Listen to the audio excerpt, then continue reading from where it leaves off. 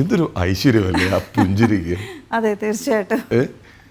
മലയാള സിനിമയിലെ കാദവർ മധു അദ്ദേഹത്തിൻ്റെ 91ാം പിറന്നാളാണിന്ന്.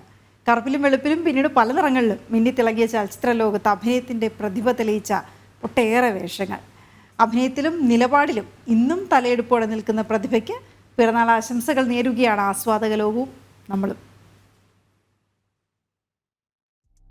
അബ്രപാളിയിലെ കറുപ്പും വെളുപ്പും മലയാള സിനിമയുടെ ചരിത്രം പറഞ്ഞു തുടങ്ങിയപ്പോൾ നിറഞ്ഞാടിയ പേര്.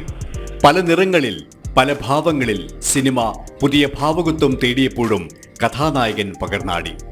മാധവൻ നായർ എന്ന മധു മലയാള സിനിമയിലെ ചരിതം തന്നെയായി മാറുകയായിരുന്നു.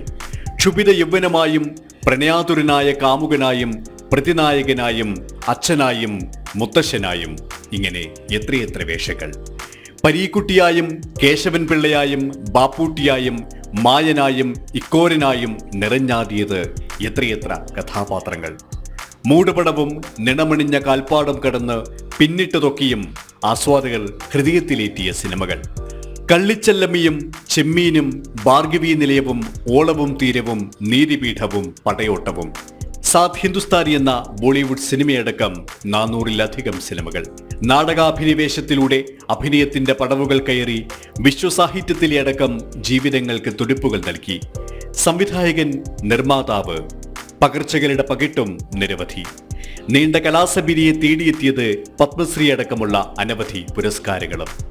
ഇനിയും ആസ്വാദകർക്ക് സമ്മാനിക്കാൻ കഴിയട്ടെ തലയെടുപ്പുള്ള കഥാപാത്രങ്ങൾ. നിലപാടുകളിൽ ഇനിയും മുഴങ്ങട്ടെ ആർജവമുള്ള ശബ്ദം.